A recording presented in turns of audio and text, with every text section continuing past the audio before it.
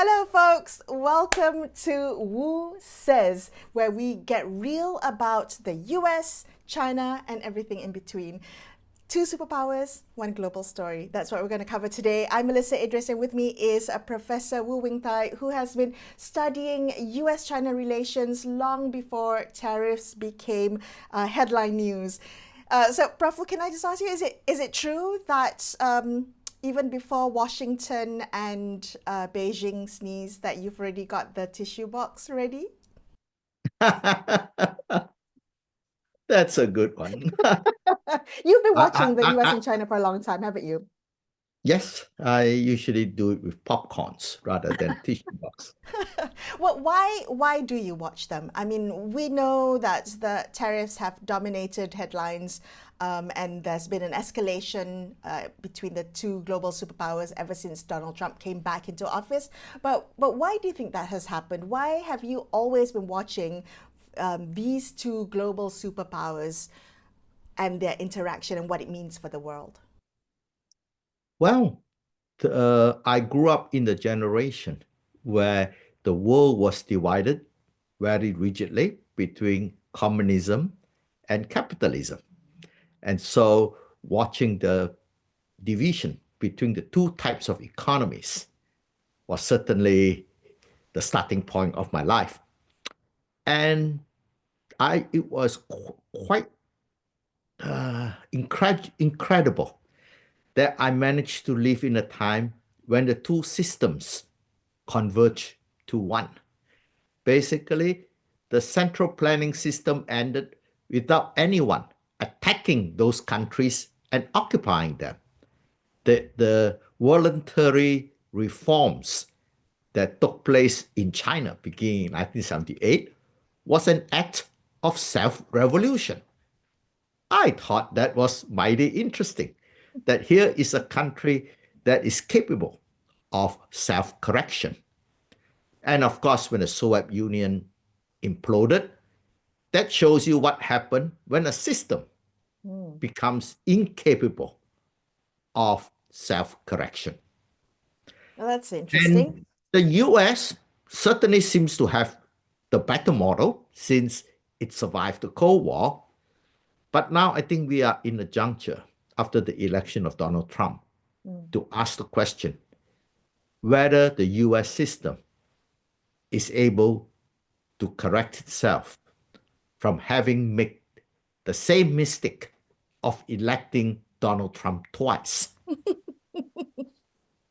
It really is quite incredible that the leading scientific power in the world has turned its back on science, calling climate change a religion and slashing research in health and other fields of knowledge that have produced the internet age. It Yeah. does.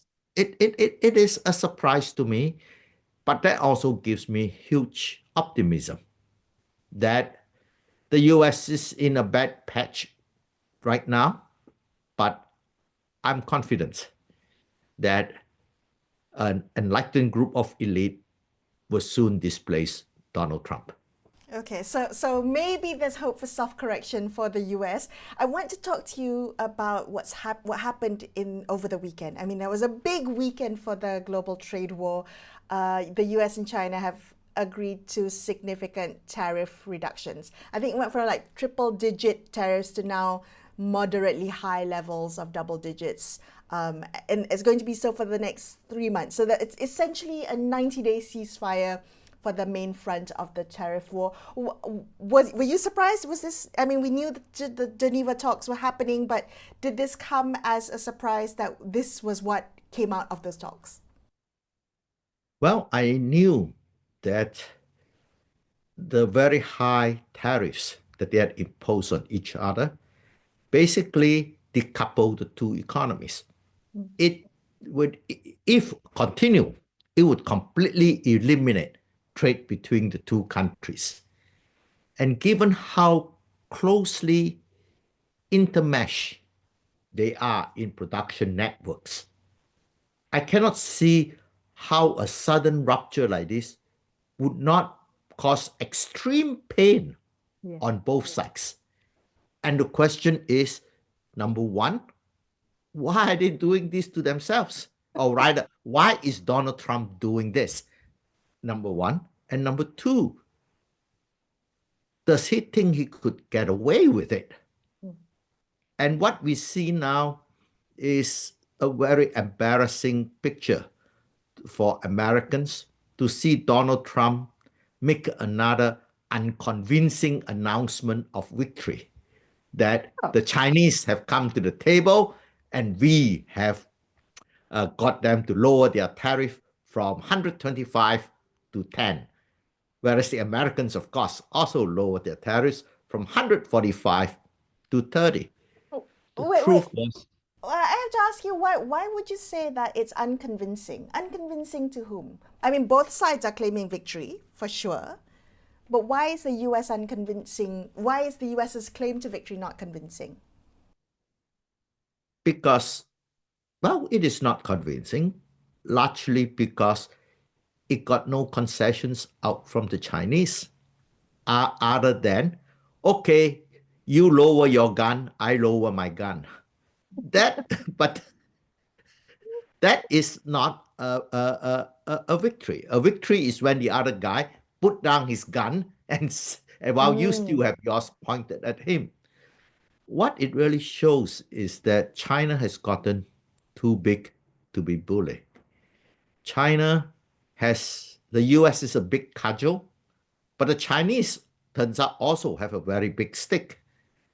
And then it became a test of who could put up with the pain more. And clearly the pain was exceedingly high for both countries. Like you look at the US. The US, let's pick toys. Over 70% of toys sold in the US are from China.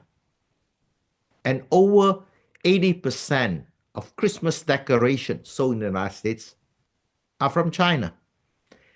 And when you look, what that means, the immediate consequence is many toy stores will have to close shop. That's on the American side. The retail section is which means the middle class or lower middle class shop owners, a lot of them be thrown out of business. And in China, the factories are closing. So it hurts on both sides. Yeah. And at the same time, you get a lot of unhappiness expressed by traditional allies of the US. Because what's happening to the goods that were originally destined for the US markets? They are being redirected to third markets. And so all these countries felt themselves inundated by a fire sale. And so they are not happy. But the more important thing is the Americans found that this situation was not sustainable beyond the short run. The reason is the following. There is the pain. And the second thing is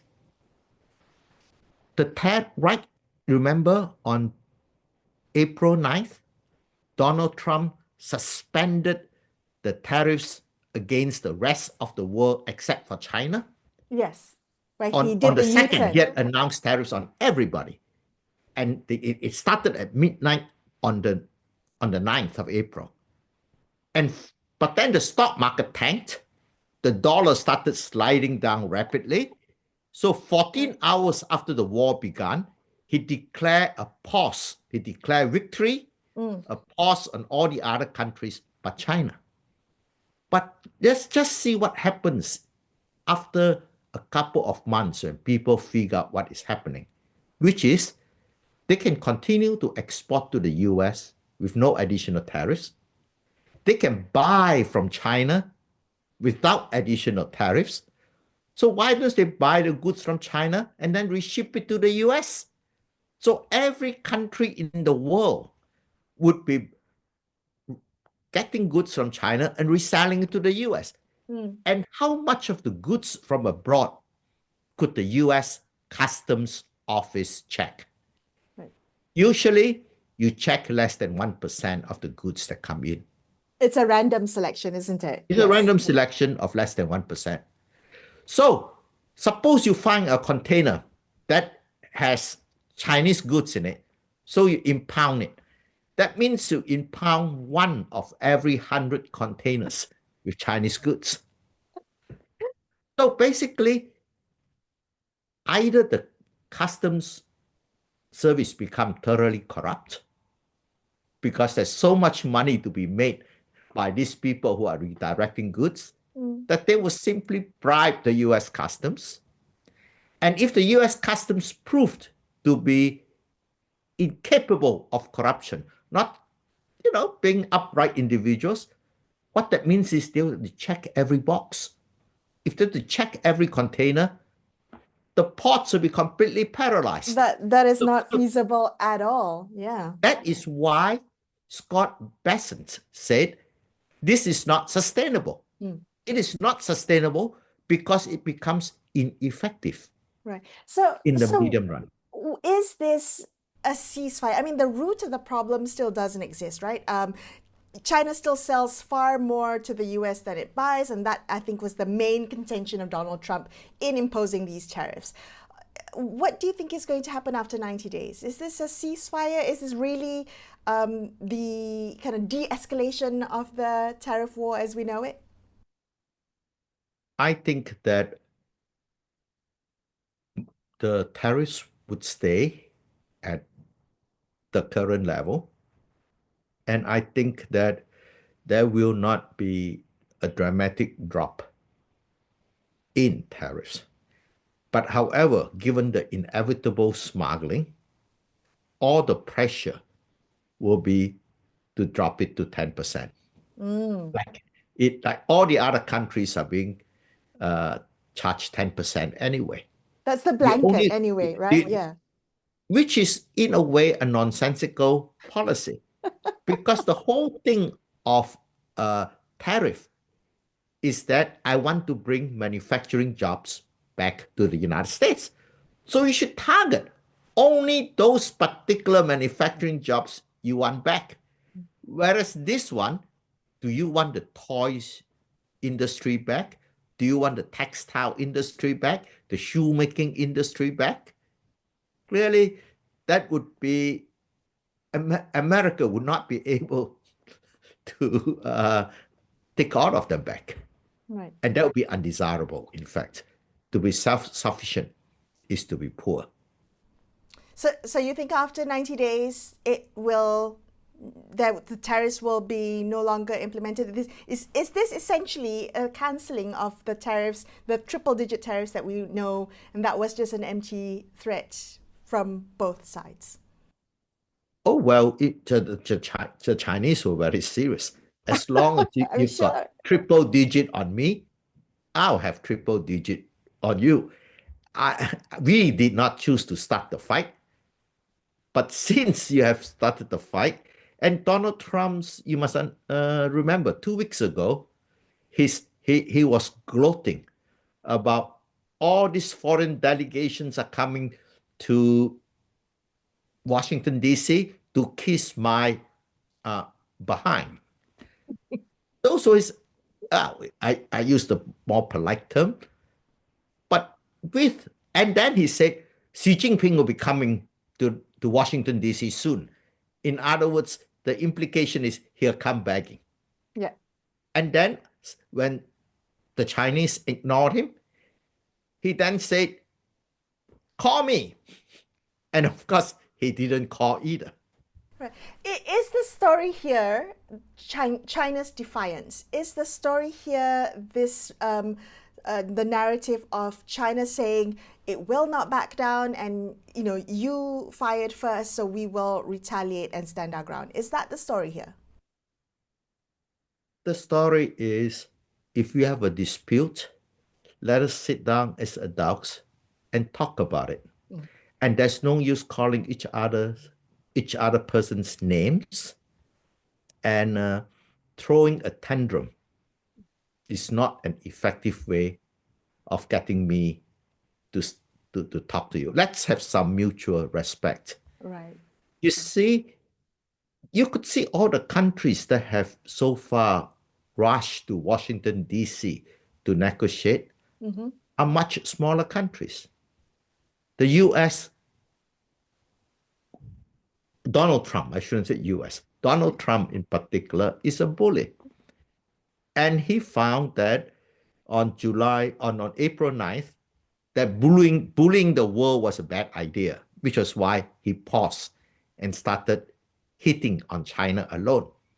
Then he found out bullying China was also not a good idea because China was too big. And he was not going to fly all the way to DC to kiss his ring, at least. And you notice that unlike Trump's first term, when he launched the trade war against China in the first term, the Chinese went to Washington, D.C. to negotiate. Oh. So it's almost like a supplicant coming to talk about terms of surrender. In this case, we meet in neutral territory called Switzerland. Switzerland. Yeah, I mean, because the whole thing becomes, show me some respect. And especially now, I carry a stick that is as big as you. And I think that the US public is rightly very embarrassed by the antics of Donald Trump. His ineffectiveness in ending foreign wars so far, because he has promised to end the Gaza conflict and the Ukrainian war in a weekend. And he's been there now for over 100 days. Right. And the only thing he has done is to have fired a whole bunch of government workers whom he has to hire back. He has deleted all the climate change information on the website of the Department of Agriculture. But then the farmers are all protesting because they want to know what the trends in temperature has been. And so now they are being put back. So, well, that's the good thing about Donald Trump. He's not a mad bully. You can always count on him to beat a strategic retreat. So he's a bully, but not a mad bully, meaning that he knows when to He back knows off? when he has moved wrongly. Okay. Yes. Okay. But then it is what called strategic retreat, so Right. that he can advance again in the future. Well, Prafu, I think we will never run short of things to talk about when we look at the US and China and the power play between these two countries. I mean, there may be a tariff war ceasefire underway, but I think the power game is really far from over. So we will come back every week to discuss US and China and everything in between. Prof. Wu, thank you so much for this episode of Wu Says, where power affairs meets plain speak. I'm Melisa Idris, and we will see you next week.